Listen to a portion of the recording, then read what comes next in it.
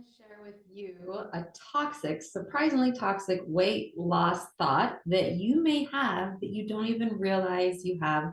And this is my toxic weight loss thought number two. Number one, I've already shared. Go back in the videos and find that one. It used to be for me, and this was back in my years of over 20 years of yo-yo dieting. It used to be that every time I'd weigh myself or put on a pair of pants or look in the mirror, my brain would automatically go and think thoughts like, not who I'm supposed to be, not where I'm supposed to be. My body's not what it's supposed to be.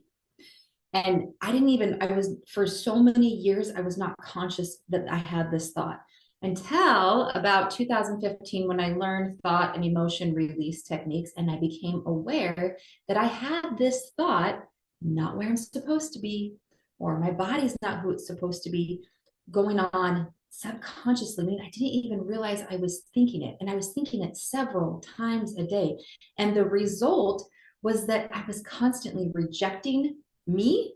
I was rejecting my body, which created the struggle that manifested in this yo-yo dieting. This was a big thing for me. So the surprisingly toxic weight loss thought number two is not where I'm supposed to be, or my body's not where it's supposed to be. It can be different variations of that.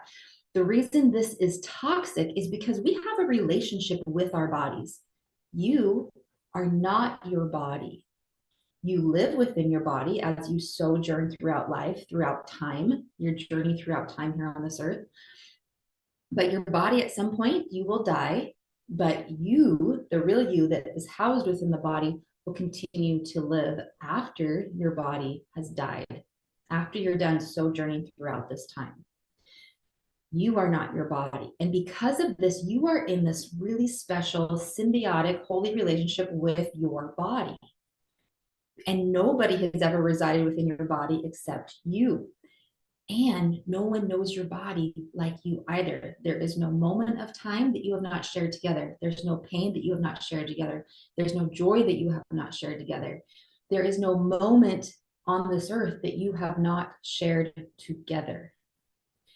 And because of this, it is a very special, holy relationship, unlike any relationship that you'll have with anyone else.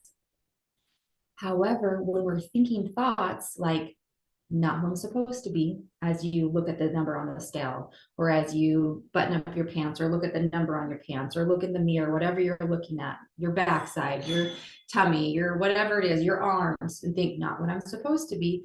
When you're thinking this type of thought, guess what happens is that internally you are self-rejecting. When you think this thought, you're going to feel an emotion like rejection, self-rejection, or self-loathing, or shame, and it's all directed at your body. Think of any relationship that you have with anyone else in this life, whether it be a marriage, a business relationship, someone you work with at work, like a coworker, a child, maybe a parent, you're a mother to a child, a friend. If you constantly were telling them they're not who they're supposed to be, even if there's room for improvement, what kind of relationship would that be? It would be toxic. And because of this, when we think these thoughts about ourselves and about our body, we are creating a toxic environment internally. The way this shows up is that we try to feel enough, we try to become who we're supposed to be, or make our body who we're supposed to be, so we can finally feel accepting and loving of ourselves. But this is the key here, is that you cannot create acceptance from rejection. Rejection does not beget acceptance. You cannot create love from shame or self-loathing.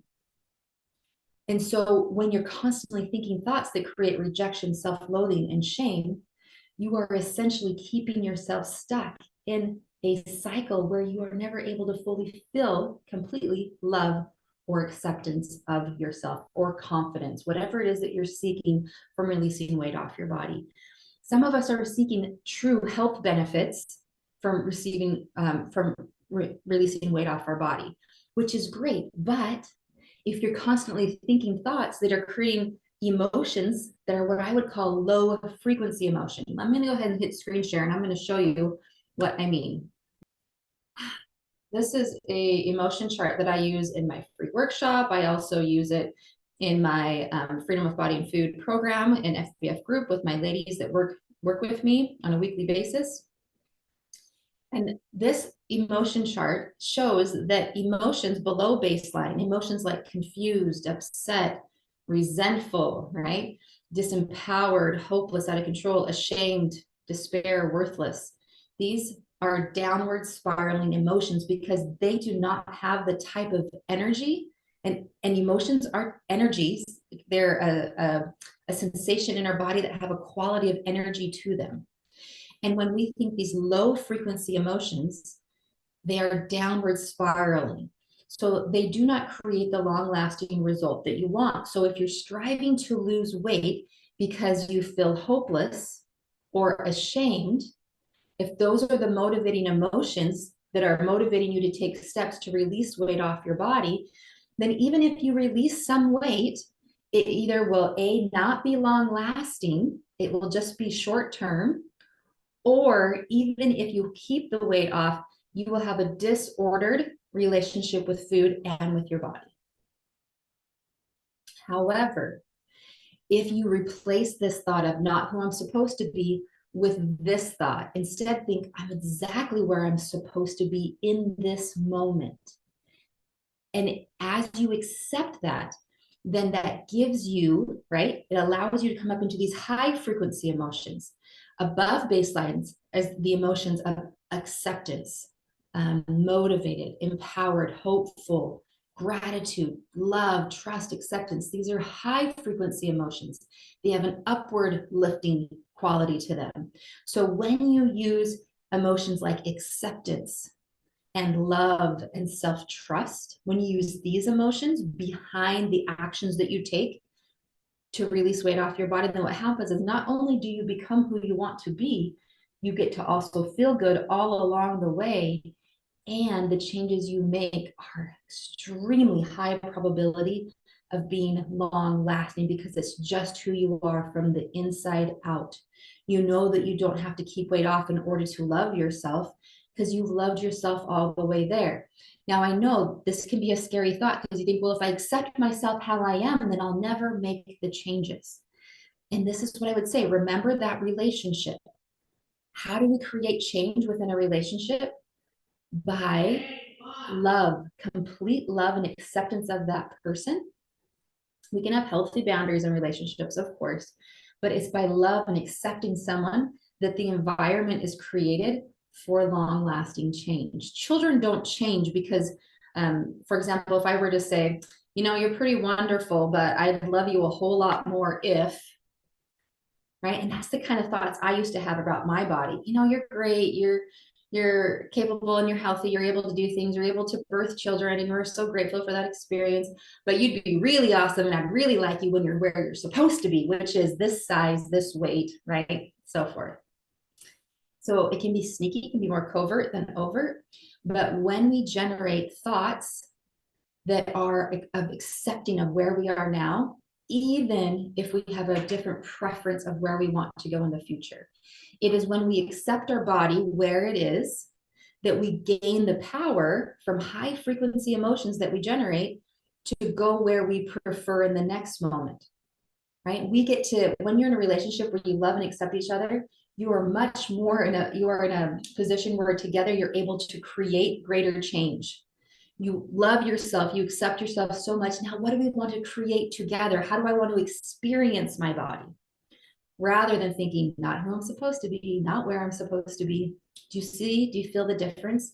If I'm all in on myself and love and accept my body, no matter what, whether she's up 20 pounds, up 50 pounds, down 50 pounds, wherever she's at, she's worthy to be loved and accepted as is, and that she's feeling the measure of her creation because she's allowing me to be alive and I'm allowing her to be alive, this important holy relationship, the symbiotic relationship that I choose her, and because she's always choosing me.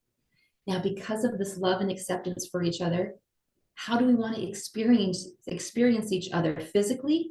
How do we want to experience each other moment by what we feed our body? What do we want to create together? That is a much stronger, long lasting emotions, motivations, and thoughts to have for the long run. Thanks so much. Make sure you like and subscribe and watch out for toxic, surprisingly toxic weight loss thought number 3 and 4 coming up soon. Thanks so much. One other thing, remember, and I just want to emphasize this one more time, is that just because you're not where you prefer to be in this moment doesn't mean that this moment is not worthy of your love and acceptance. I'm going to say that again. Just because this moment does not have the result of where you prefer to be with your body does not mean that you cannot completely love and accept your body for where she is now. And then in the next moments to come, you're more able to have the power and the emotions necessary to create the preferred changes moving forward.